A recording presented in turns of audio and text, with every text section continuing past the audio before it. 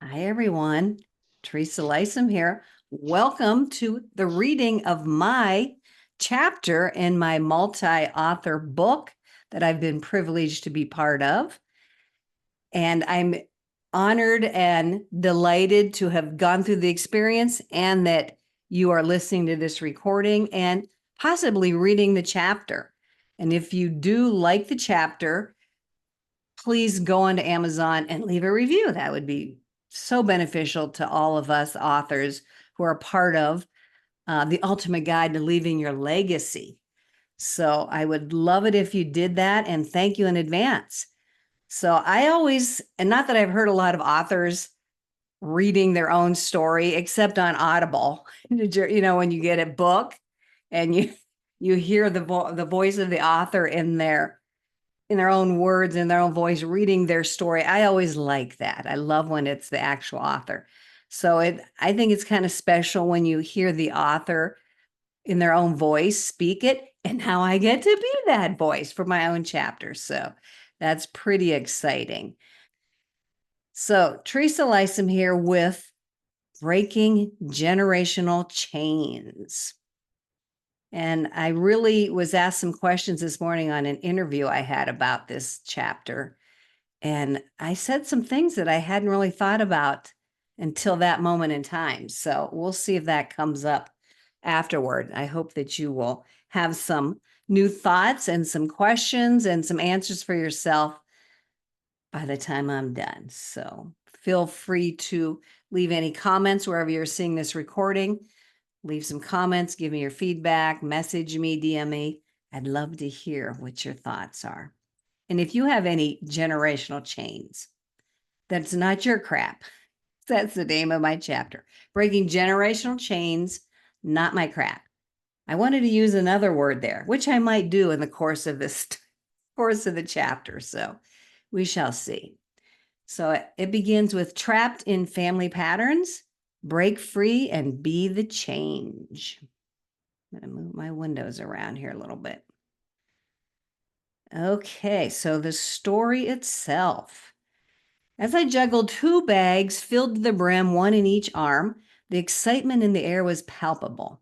We're going on vacation, my middle daughter's words echoed throughout the house, igniting a sense of anticipation that had been building for weeks. She danced around, almost knocking me over. I had one bag packed with essentials such as peanut butter, bread, mac and cheese, tuna, Pop Tarts, the essentials ready to fuel our upcoming family adventure. Then the other bag held an array of travel snacks. The important things like goldfish, crackers, peanuts, fruit roll ups, cheese sticks, again, all the good stuff. Carefully selected to keep my three young daughters happy and content during our journey. In my head, I'm thinking, we're going on vacation, but man, it's a lot of work. This was our first true family vacation with me and my husband and my daughters, and we're going to the Outer Banks for a camping adventure. It beckoned us with promises of sandy beaches and starlit nights around the campfire. For too many years, I dreamed of escaping the confines of routine, but life always seemed to intervene. You know, all the stuff that comes with kids, sports, school projects, work schedules, and normal busy family activities. I needed to break away from the daily grind, get a change of scenery, and have some fun. This would be a chance to create lasting memories for my family. So, experiencing a combination of anticipation and responsibility, I discovered myself weighed down by the task of organizing this family trip. While Rick, my husband, and the kids, managed some of their own personal preparations, the logistical details of the trip fell mainly on my shoulders. From timing and routes to keeping the three kids entertained and ensuring we had enough supplies, the responsibility felt overwhelming. And it was up to me to handle the important stuff, deciding on our meals for the entire trip, calculating how much toilet paper we'd need, important stuff like that. And I was cramming in the car items everywhere, trying to find more space to pack more food when it suddenly struck me like a bolt of lightning. Holy shit. This is how my mother used to pack for family vacations. I literally heard that in my head. Holy shit. So I had just packed every nook and cranny just as she did when I was a child. I was unwittingly mirroring my mother's approach to trip planning. Everything I did was just as she did. Have I turned into my mother? No, not that. She packed food for every meal, for every day, plus everything else our family needed to camp for a week. Every crevice was packed full, not an inch was left open. I remember seeing canned food hiding under the seats. Food was everywhere. And here I was, doing the same thing, trying to find spaces in my car for 7 days of food, clothing, and essentials for a family of 5, along with camping gear, of course. I was flabbergasted. The recognition of this reoccurring generational pattern struck me like a ton of bricks, leading to a profound realization that I couldn't ignore. What is happening? I stopped in my tracks. I immediately started questioning my behavior. Do I really need all of this stuff? I can't even think of 3 meals for one day, let alone 21 days, 21 meals for 7 days, plus travel snacks. So after hesitating for a few moments, I continued packing our station wagon. Do they even still make those? And quickly started running out of room. And I still needed space to seat our 3 kids. So Rick came out, listened to my dilemma and frustration, and then said, well, honey, maybe we can pack some of the stuff on the roof of the car. That way we'll have more room inside. Well, that suggestion to stow some items on the roof of the car offered me a glimmer of hope. More space. I sighed with relief. Well, all we had to do was figure out how to do that. And using Google wasn't an option back then. After much trial and error, we did finally figure it out. We filled some plastic garbage bags with accessories such as towels and raincoats and stuff like that, and bungeed them to the top of the car before leaving. Talk about old school. So with newfound determination, I reshuffled the car's contents, creating space for excitement instead of food, and ensuring comfort for my trio of energetic kids. As I continued the packing process, feeling good about everything, I was still thinking, do I really need to pack all of this food? Don't they have grocery stores along the way? It seemed so silly all of a sudden. I don't need to pack all of this food. I don't need to do things the way my mother did. I can choose for myself how I want to pack for this trip. And more light bulbs started going off in my head. Wait, I can choose? I can choose something different? I don't need to do it her way? Wow. I felt a sudden rush of relief. I decided then and there to only pack light snacks for the road, and we'd stop and buy more food along the way or at the campground. Why didn't my mom think of this? Now, I held nothing against my mom in that moment. I wasn't angry with her. This wasn't a negative behavior. I really had no emotion attached to her method. That was simply how she did things, based on her reasons, her life experiences, her motives. And yet here I was, playing out a generational pattern from my childhood that I had unconsciously picked up and continued without any awareness or questioning. Holy crap. How many other behaviors, ways of thinking, habits, and beliefs am I holding on to that aren't mine? As the moment arrived to set off on our adventure, a rush of conflicting emotions swept over me. I felt a blend of preparedness, tinged with nervous anticipation, and a lingering fear that I may have overlooked an essential detail. Nevertheless, here we go. In the rearview mirror, I watched as the landscape changed, each mile bringing us closer to our destination and freedom. And as we drove along, entertaining the kids with travel games and laughter, some passengers in a passing car caught our attention. They were gesturing urgently towards the roof of our car. Something was amiss. Confusion clouded our minds as we pulled safely over to investigate. To our dismay, one of our bags was missing, blown off the roof, lost to the wind, never to be found again.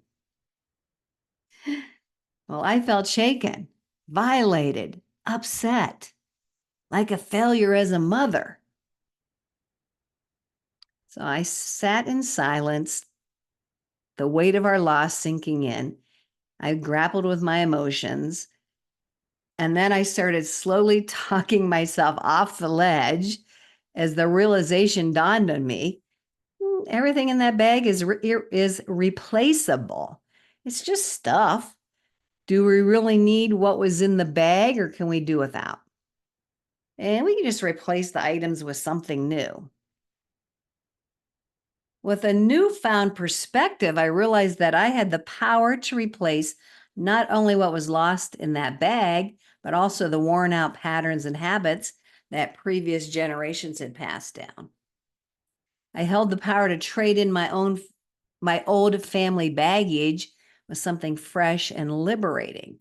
I didn't have to carry the weight of outdated behaviors. Rather, I had the ability to embrace change and forge my own path.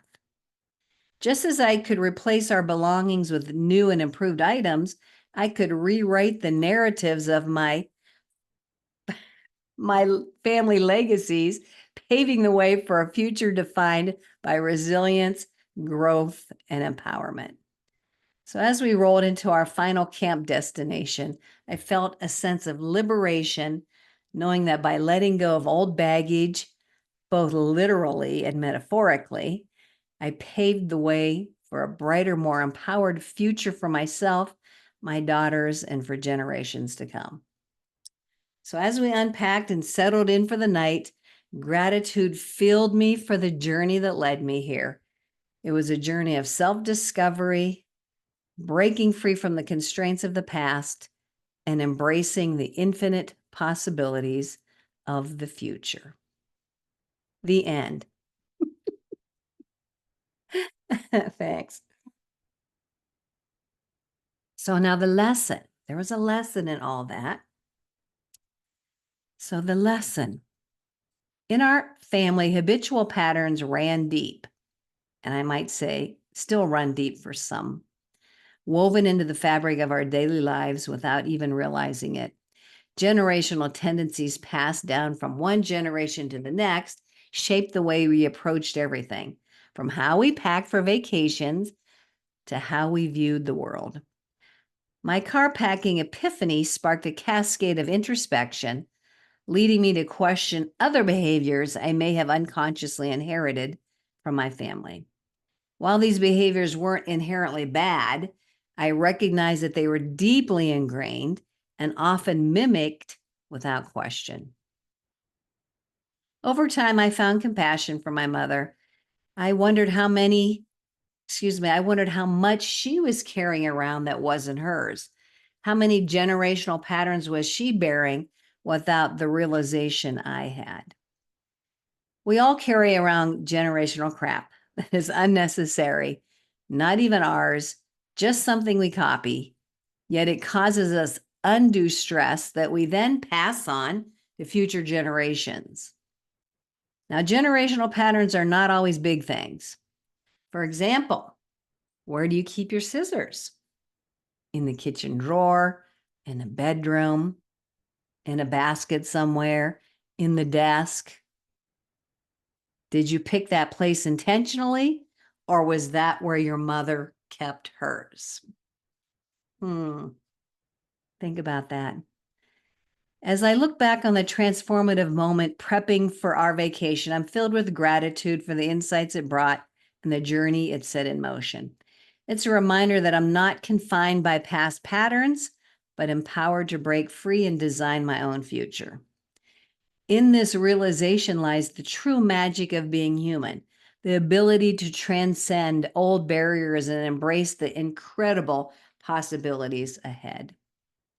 I invite you to ask yourself these questions. How many beliefs and behaviors do you perpetuate in your life without giving them a second thought? And are they still serving their purpose? Do they need replacing? Just as my family navigated the twists and turns on the road to the Outer Banks, I realized that we also had the power to navigate the twists and turns of our own minds. We can choose to break free from the patterns that bind us, replacing them with new beliefs and behaviors that better serve us, or remain trapped in the cycle of old patterns, unable to embrace the freedom of growth and change. The choice is yours. I made a conscious decision to let go of the old patterns that no longer served me. In their place, I embraced a new mindset, one defined by empowerment, resilience, and the freedom to chart my own course. The moment of realization while packing that car for our vacation was a turning point for me. I let go of the need to meticulously pack every bite of food, instead embracing the adventure and spontaneity of the journey ahead.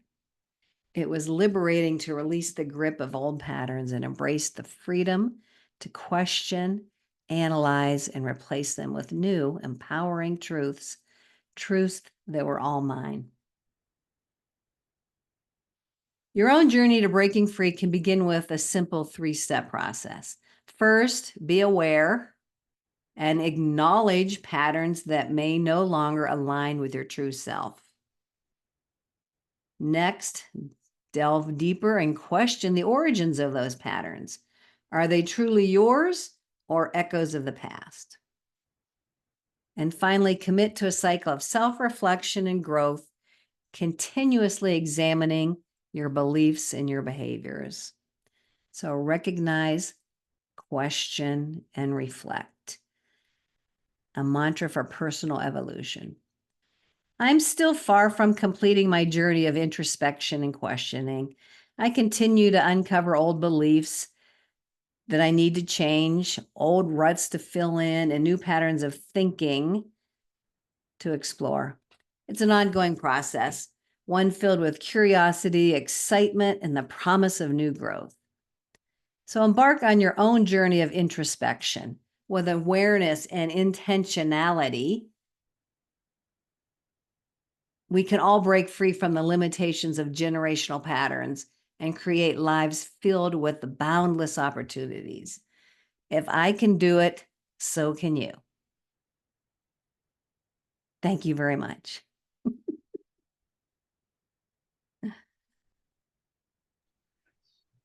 Whew. What great lessons. And I loved when you said about packing the car, creating room for excitement instead of food. What a switch. What a switch. Yep. It's just so funny how some of those things stick with us. I can see the car in my head. I can hear that voice in my head. And we all have those moments at some point, along the way, whatever the epiphanies are, the insights are. I think we all have them. Do we all pay attention to them? That's a whole nother question. I know I don't always sometimes pay things attention are so habitual you don't even realize that they are patterns. So it takes an event or a spark like you had to even go, wait, what? Otherwise, we just keep repeating. Yeah. Yeah. And the scissors thing is in there for a reason. And I wanted to put in the little story about a meatloaf in a pan. Did you ever hear that story? No. Okay. So I couldn't fit it in because, we were only limited to so many words. But so some young woman's making this meatloaf based on her, let's say her grandma's recipe and, making it all up. And then she chopped off the two ends and made it that way, put it in the pan and made it that way. And her husband's like, why are you doing that? I don't know. That's what my mom taught me to do. So I just do it that way. So her husband decided, oh, I'm going to kind of see why your mom did that. So when he saw her, he asked her why she cut off the ends of the meatloaf, as his wife was doing. And his mother in law said, well, my mother taught me how to do that. She cut the ends off of her meatloaf. So, of course, he backtracked to the, matriarch of the family, we'll call her, and asked her why she made her meatloaf like that and why she cut off the ends. Like, was that a secret thing to do to make it taste good or something? I don't know. And she's like, oh no, that was the only size pan I had. So I had to cut off the ends to make it fit in that pan. Yeah. Or, there's variations of that story, but it's Yeah, but like, it's so true. it's just like, I don't know. And like nobody questioned it for a couple of generations until the husband did. And that's just what they saw. That's what they copied. They didn't investigate any reason behind it. And, But and that's just one of many, many, many behaviors that we it's a all great do. analogy for truncating ourselves to fit in a box. Ooh, love that. Love that. Yeah. Wow. So I love the word intentionality. I know I put that in the end. Like whatever we choose to do for whatever reason, are we doing it with some intention or are we just doing it mindlessly? And I do know that subconsciously, the subconscious drives are what we're doing, so like what, 90% or something. So I do understand that. But if we start with an awareness and questioning certain things, then we can break that pattern. We can break those patterns. It is a choice. We do have the ability to do it. And some people, I think, don't really realize it can be done. I remember my mom saying something like, yeah, no, that's just the way I am. I am. It'll never change. No, Okay. no, mom, that's just what you think. So, yeah, lots of, again, so many things to think about in the course of the way we live our lives. But I am going to ask these questions again. And these are just for people listening, just to kind of get you to think about them. And this was in the chapter. How many beliefs and behaviors do you perpetuate in your life without giving them a second thought? So just think on that, or maybe notice in your daily life as you go about your business. Is that something that you have perpetuated and just don't think about? And when you do notice them, question, is that behavior serving you in any way? And if it's not, maybe it's time to change it up and do something new. And this is important too, just as my mom didn't believe she could change things.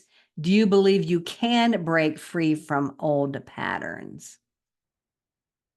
Because if you have the belief that you can't, then you're right. You can't.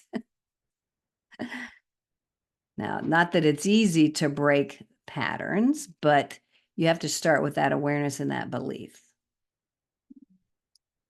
So that's all I got. I So appreciate you being insightful. here. It's so insightful and such a good reminder. I just quickly, I know one of the things you touched on different areas, and for me, it's decision making. And my parents were very analytical and they encouraged me to look at the choices in front of me and weigh the pros and cons and pick the one that's the best. But they never said, or you can look at all the choices and say, none of these are for me and go create your own. Hmm, That was a interesting. revelation. That was a revelation when I found Yeah, out I could do wow. that. It's like, wow, I can say these are lovely, but they're not for me Mm-hmm. and go make my own. And I mean, this conversation can go in so many directions, but I just think back on how I raised my kids and how my grandkids are. Like, do we give them options? Do they know they have choices? And do we allow them to have those choices?